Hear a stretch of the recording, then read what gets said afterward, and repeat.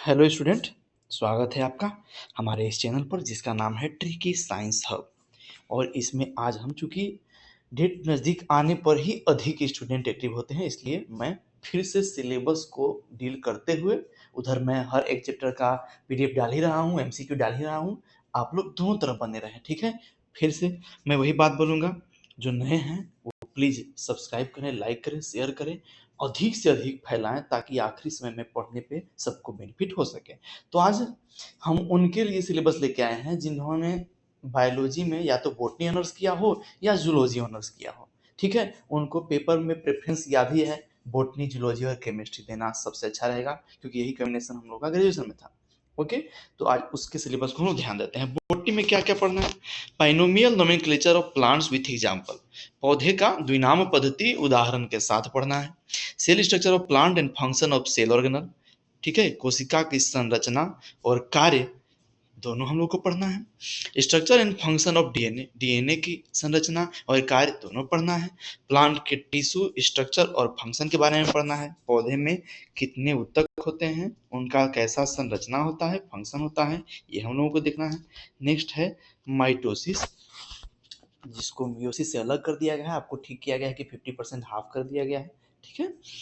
Parasitic and saprophytic mode of nutrition in plants, पौधों में पोषण का दो पद्धति पढ़ना है, पैरासिटिक और सेप्रोफिटिक। सेप्रोफाइटिक, पैरासिटिक मतलब हो जाएगा परपोषी, ठीक है। ट्रांसपीरेशन, ठीक है, ट्रांसपीरेशन के बारे में पढ़ना है, जिसको वाष्पोत्सर्जन कहते हैं। Photosynthesis and factors affecting photosynthesis, प्रकाश संश्लेषण और प्रकाश संश्लेषण को प्रभावित करने वाले कारक के बारे में पढ़ना है। Role of phytohormones in plant, phytohormones को प्लांट हार्मोन भी बोलते हैं, मैंने पौधों में पाए जाने वाले हार्मोन का क्या कार्य है वो देखना है। नेक्स्ट है reproduction in plants, typical ecosystem, physical and biotic factor, food chain and energy flow. Ecology and environment का जो भी चैप्टर आता था हम लोगों को 11th या 12th में, उसी को यहाँ एक साथ कर दिया है, ठीक ना। रिप्रोडक्शन कैसे प्लांट में होता है, टिपिकल इकोसिस्टम के बारे में बताइए, दो फैक्टर फिजिकल और बायोटिक फैक्टर को डील करना है, फूड चेन के बारे में डिटेल देखना है, एनर्जी फ्लो के बारे में देखना है।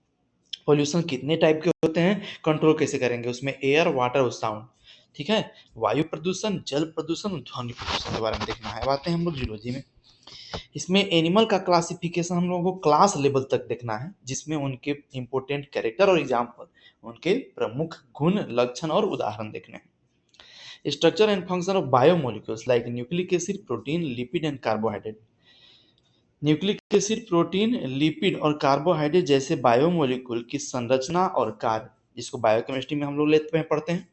Mechanism of animal cell division, replication, transcription, translation in prokaryote and eukaryote. लीजिए जेनेटिक्स को यहाँ पे पहुंचा दिए, ठीक है। हम लोगों में एनिमल में सेल डिवीजन, रेप्लिकेशन, ठीक है, ट्रांसक्रिप्शन, ट्रांसलेशन, प्रोकैरियोट और यूकैरियोट में पूरी तरह से समझाना है।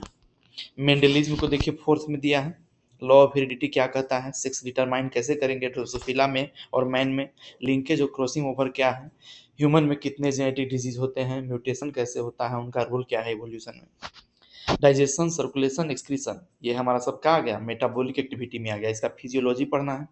नर्व इम्पल्स का कंडक्शन और रिफ्लेक्स एक्शन का मैकेनिज्म, ठीक है, जो डायग्राम्स में हम बताएंगे ही।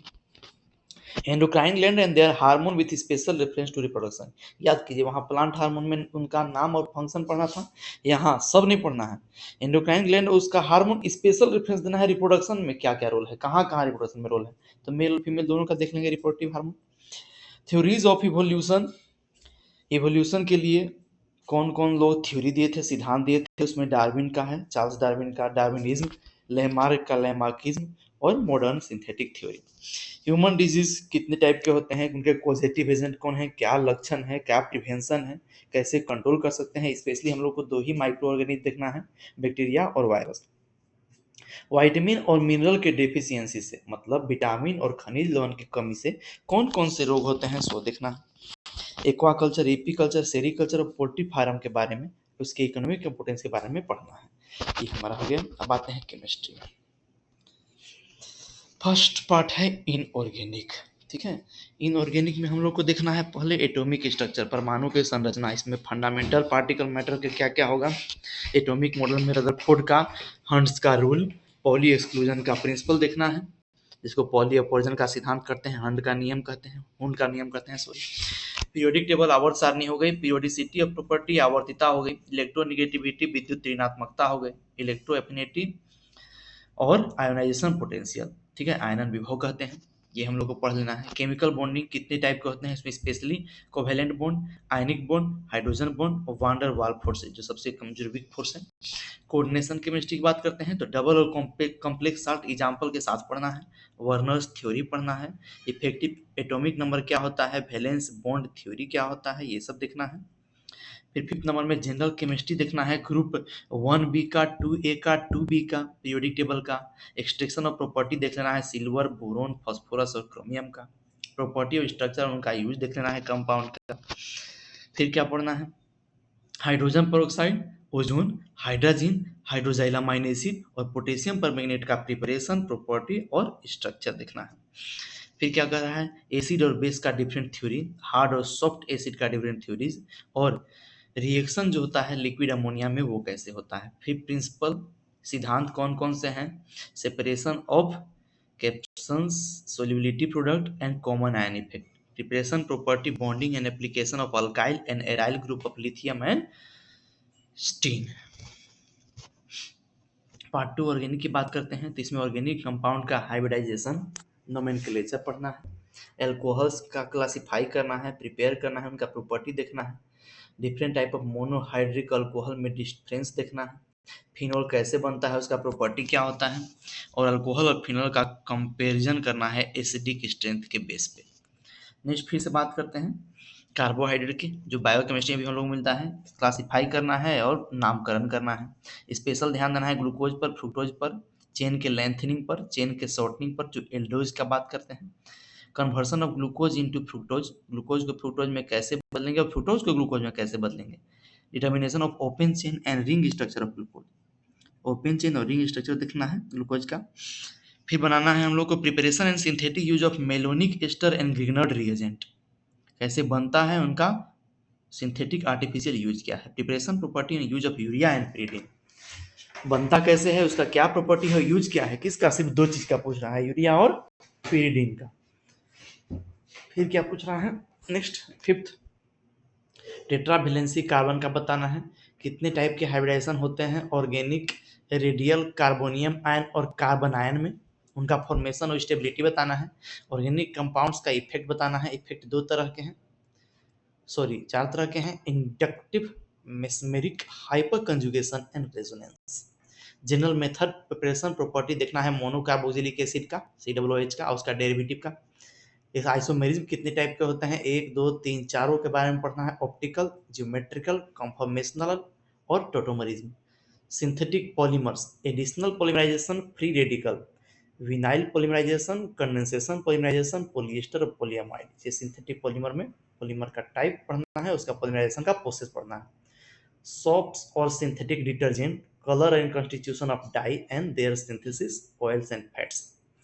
फिजिकल केमिस्ट्री की बात करें तो पूरा थर्मोडाइनमिक्स है मेरा, सिस्टम सराउंडिंग कितने टाइप के होते हैं, heat work, internal energy, basically आप लोग ध्यान दे रहे हैं तो अगर NCERT 11th और 12th का पकड़ रखा जाए तो आसानी से एग्जाम निकल जाएगा।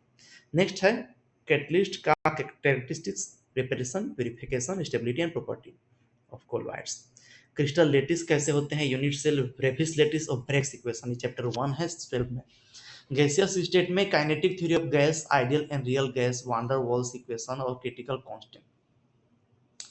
मैथमेटिकल फॉर्मेशन में आइए तो rates of reaction, second order, first order, pseudo order, order of reaction कैसे डिटरमाइन किया जाता है, आर्रेनियस इक्वेशन क्या कहता है, इसका यूज क्या है।